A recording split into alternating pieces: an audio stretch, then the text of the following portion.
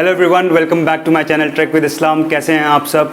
आज का वीडियो एक बहुत स्पेशल वीडियो होने वाला है, क्योंकि आज की वीडियो में मैं अपने बुक शेल्फ का एक मेकओवर करने वाला हूं। आपने इस बुक शेल्फ को देखा होगा मेरी ज़्यादातर वीडियोस में, जिसको मैं एज अ बैकग्राउंड यूज़ करता हूं, क्योंकि ये बुक शेल्फ एक बहुत अच्छा लुक देता है मेरी वीडियोज़ को। पर काफ़ी दिन से मैं सोच रहा था यार कि इस बुक शेल्फ में थोड़ा और फ्रेशनेस लेके आते हैं, थोड़ा एक नयापन लेके आते हैं, जिसके लिए मैंने डिसाइड किया कि मैं इसमें और कैरेक्टर्स ऐड करूँगा, थोड़े और एलिमेंट्स ऐड करूँगा, इसको एक नया कलर दूंगा और इस पूरी प्रोसेस को मैं ना रिकॉर्ड करूँगा, सो दैट अगर आपको खुद अगर अपने बुक शेल्फ को एक मेकओवर देना है तो आप कैसे कर सकते हो और कम से कम खर्चे में आप इस चीज़ को कैसे कर सकते हो। तो इस पूरी प्रोसेस को मैं रिकॉर्ड करके आपको एक फाइनल कॉस्टिंग बताऊंगा इस बुक शेल्फ मेकओवर का। चलिए मेरे साथ इस जर्नी में हम साथ मिलके इस बुक शेल्फ को एक मेकओवर देते हैं। मैं अपने बुक शेल्फ को एक कम्प्लीटली डिफरेंट लुक देने वाला हूँ। जैसा कि आप सब देख सकते हो कि मेरे बुक शेल्फ का जो करंट कलर है वो है डार्क ब्राउन, तो मैं इस बुक शेल्फ को डार्क ब्राउन से चेंज करके वाइट करने वाला हूँ। उसके साथ साथ मैं इस बुक शेल्फ को रिपेयर भी करूँगा, यानी कि इसमें जितनी भी प्रॉब्लम्स हैं, कुछ डिफेक्ट्स हैं, डेंट्स हैं, जहाँ पे थोड़े बहुत भी होल्स हैं, उनको भी मैं ठीक करूँगा साथ के साथ। तो सबसे पहले तो मुझे इस बुक शेल्फ को खाली करना पड़ेगा एंड मैं एक एक करके सारी बुक्स इस बुक शेल्फ से रिमूव करूँगा।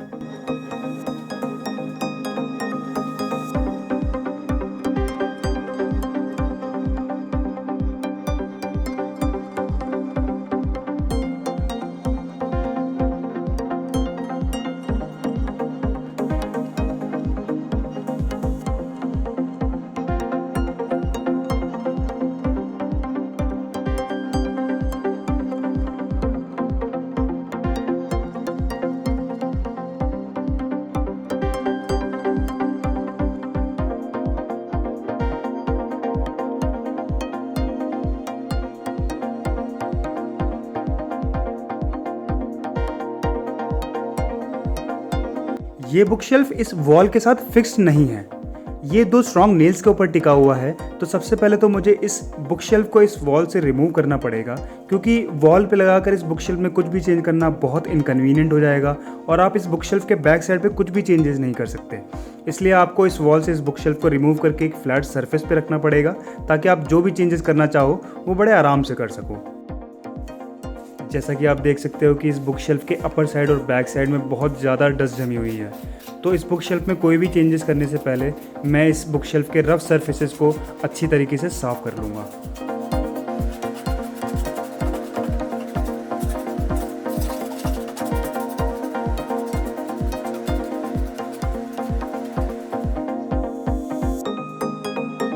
अब इस बुक शेल्फ के जितने भी रिमूवेबल प्लैंक्स हैं या फिर जितने भी रिमूवेबल एरियाज़ हैं, उनको मैं इस बुक शेल्फ से रिमूव कर दूंगा।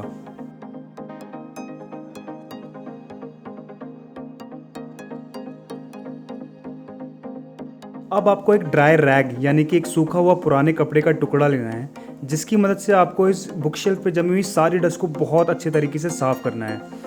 मेक श्योर कि कोई भी डस्ट ना रह जाए इस बुक शेल्फ के ऊपर, अदरवाइज़ जब हम आगे बढ़ेंगे, हम आगे चल के कोई भी चेंजेस करेंगे इस बुक शेल्फ के अंदर, तो वो हमारे लिए प्रॉब्लम क्रिएट करेगा। इसलिए आप इस बुक शेल्फ पे जमी हुई सारी डस्ट को बहुत ही अच्छे तरीके से साफ़ कीजिए। आपको इस बुक शेल्फ के सारे कॉर्नर्स को बहुत अच्छे तरीके से साफ़ करना है, क्योंकि सबसे ज़्यादा डस्ट आपको इन कॉर्नर्स में ही मिलेगी।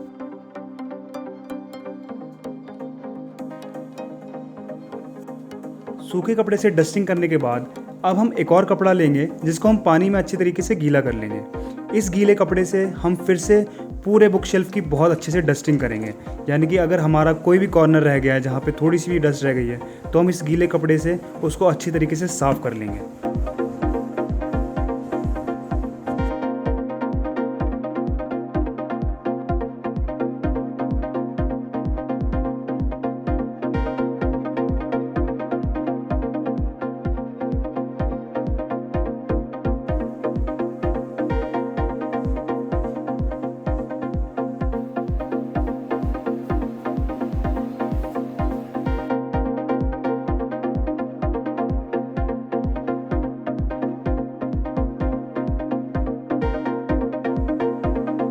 अब आपने मेरे बुक शेल्फ में लेफ़्ट साइड में एक सेक्शन देखा होगा जहाँ पे एक डोर लगी हुई है। उस डोर को मैं कम्प्लीटली रिमूव कर दूंगा अपने बुक शेल्फ से, ताकि मेरा बुक शेल्फ थोड़ा और स्पेशियस लगे और मैं अपने बुक्स की विजिबिलिटी को और ज़्यादा बढ़ा सकूँ।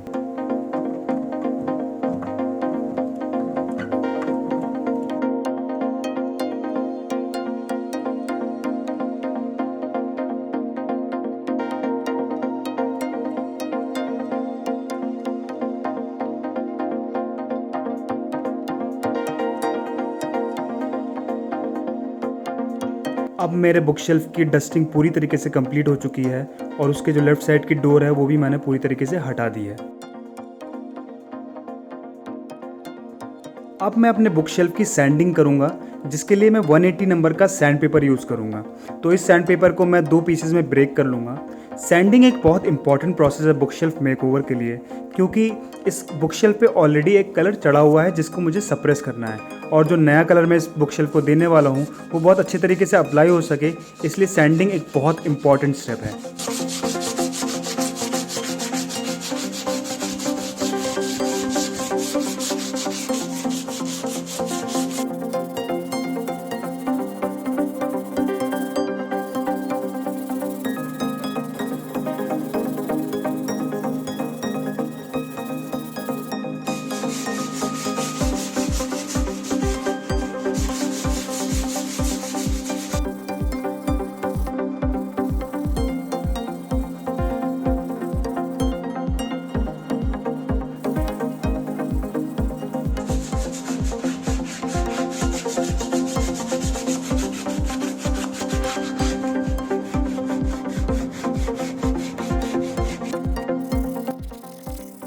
आपको अपने बुक शेल्फ के सारे सेक्शंस और सारे कॉर्नर्स में अच्छी तरीके से सैंडिंग करनी है।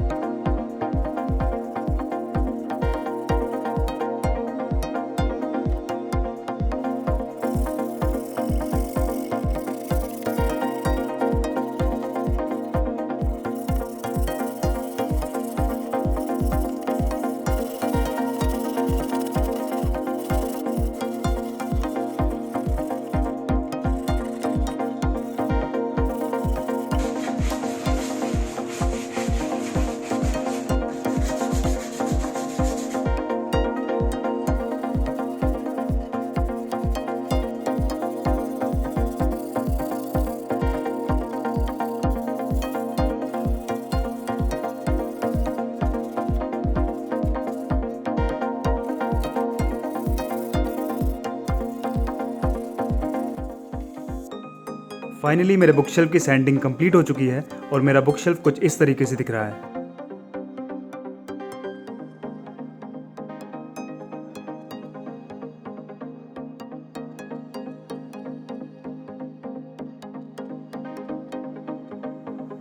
सो डस्टिंग एंड सैंडिंग करने के बाद अब मैं वुडन पुट्टी का यूज़ करूँगा। इस वुडन पुट्टी के थ्रू मेरे बुक शेल्फ में जितने भी क्रैक्स, डेंट्स, डिफेक्ट्स या होल्स होंगे उनको मैं अच्छे तरीके से फिल कर दूंगा। तो डेमो के तौर पे अगर मैं आपको दिखाऊं तो मेरे बुक शेल्फ के टॉप साइड पे जो आप होल्स और डिफेक्ट्स देख रहे हो, इनको मैं वुडन पुट्टी से फिल करके एक लेवल पे लेके आऊँगा, और इस तरीके के जितने और होल्स, क्रैक्स या डेंट्स होंगे दूसरे एरियाज़ में मेरे बुक शेल्फ के, उनको भी मैं इस वुडन पुट्टी के थ्रू फिल कर दूँगा।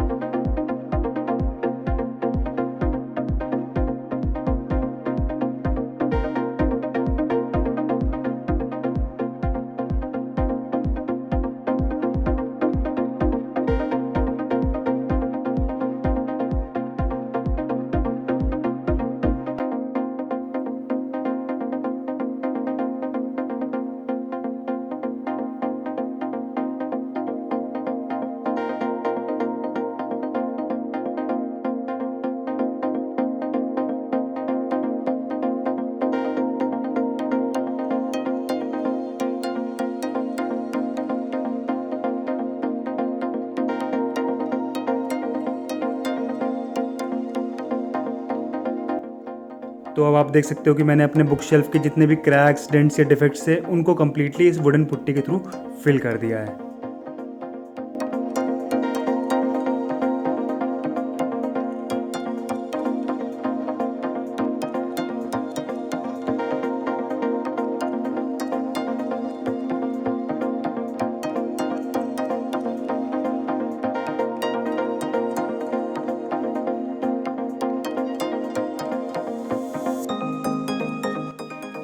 वुडन पुट्टी अप्लाई करने के बाद अगेन मैं इस पर फिर से सैंडिंग करूँगा, क्योंकि वुडन पुट्टी अप्लाई करने के बाद एक दो एक्स्ट्रा लेयर आ जाती हैं बुक शेल्फ के ऊपर, तो पूरे बुक शेल्फ को एक लेवल में लाने के लिए फिर से सैंडिंग करना बहुत ज़रूरी है।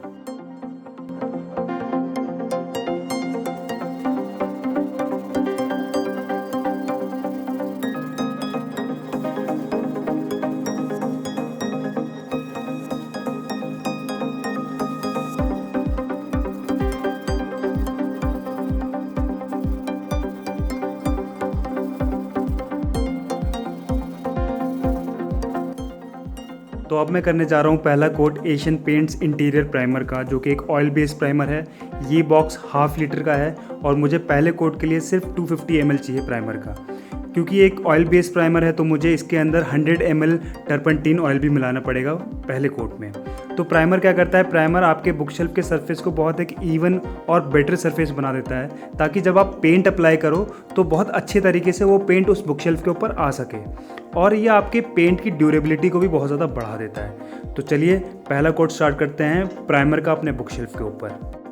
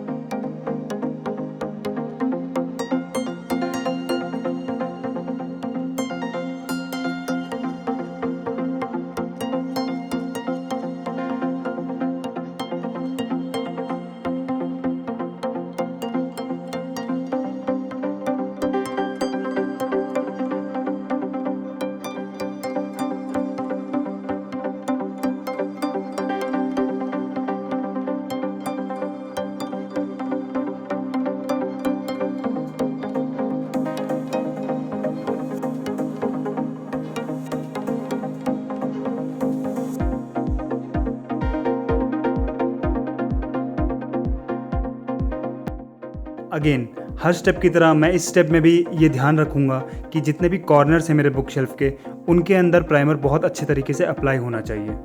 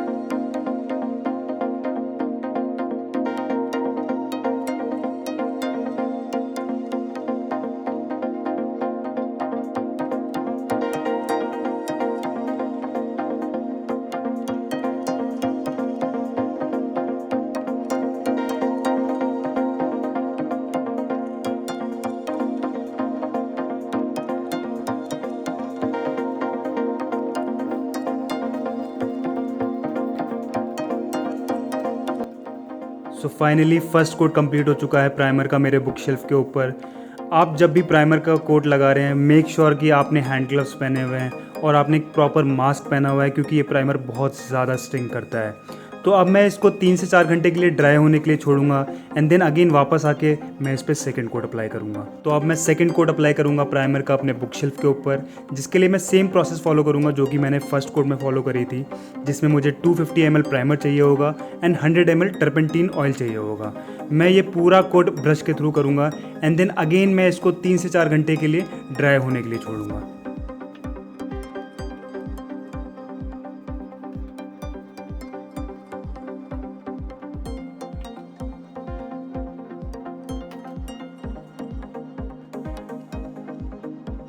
अब मेरा सेकंड कोट कंप्लीट होके और ड्राई हो चुका है, तो अब हम रेडी हैं अपने नेक्स्ट स्टेप पे जाने के लिए।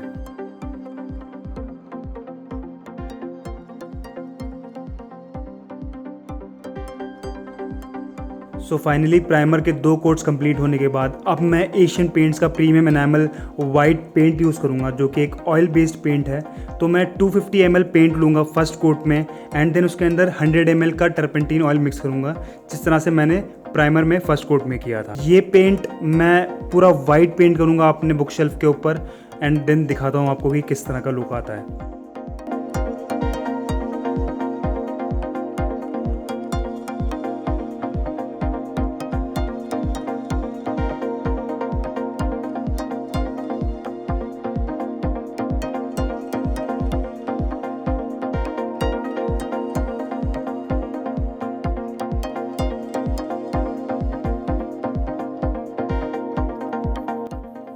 अब इस पेंट को करने के लिए मैं अपने पेंट रोलर को यूज़ करूँगा और कॉर्नर्स को फिल करने के लिए मैं ब्रश का यूज़ करूँगा।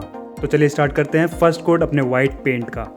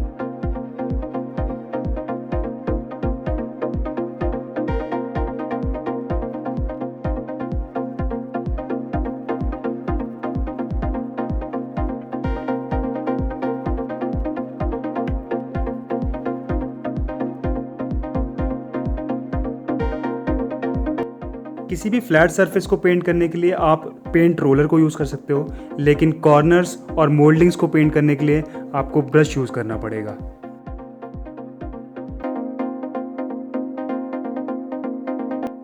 सो फाइनली फर्स्ट कोट कंप्लीट हो चुका है पेंट का। ये प्रोसेस जितनी चैलेंजिंग थी उतनी ही मज़ेदार भी। सो कॉर्नर्स और फिनिशिंग टचेस देने में मुझे सबसे ज़्यादा टाइम लगा इसमें। अब मैं बुक शेल्फ को कम से कम 24 आवर्स के लिए छोड़ूंगा ड्राई होने के लिए एंड देन अगेन वापस आके मैं इस पर सेकेंड कोट अप्लाई करूँगा। मैं कर रहा हूँ सेकंड कोट, जिसमें मैंने सेम प्रोसेस फॉलो करी है जो कि मैंने फर्स्ट कोट में फॉलो करी थी। मैंने 250 ml का पेंट लिया एंड देन उसमें 100 ml का टर्पेंटाइन ऑयल मिक्स किया। तो अब जितने भी कॉर्नर्स रह गए थे या फिर जो भी ऐसे एरियाज़ रह गए थे जहाँ पे मेरे को लगा कि कुछ स्पॉट्स रह गए हैं या फिर अच्छे तरीके से फिल नहीं हुए हैं वो पेंट से, तो मैं उनको बहुत अच्छी तरीके से फिल कर रहा हूँ। फ़र्स्ट कोट जितना इजी था, सेकंड कोट उतना ही डिफ़िकल्ट था, क्योंकि सेकंड कोट में मैंने ऑब्ज़र्व किया कि मेरे पेंट में बहुत सारे बबल्स बन रहे थे जो कि मेरे बुक शेल्फ पे भी आ रहे थे। तो मेक श्योर आप जिस भी रूम में हो उस रूम में ह्यूमिडिटी कम से कम हो और आप फ़ैन को ऑन करके रखें ताकि आपके पेंट में बबल्स ना बने।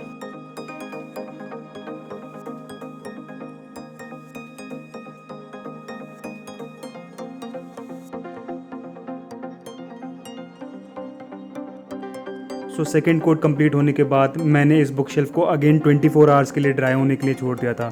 एंड फाइनली अब मेरे बुक शेल्फ का रिपेयर एंड पेंटिंग का प्रोसेस कंप्लीट हो चुका है और ये बहुत ही प्यारा लुक दे रहा है मुझे।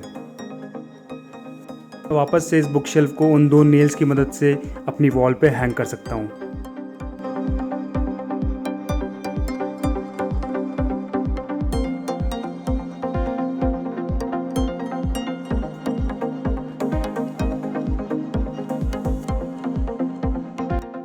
अब डिटैचेबल प्लैंक को वापस से बुक शेल्फ पे लगा देते हैं।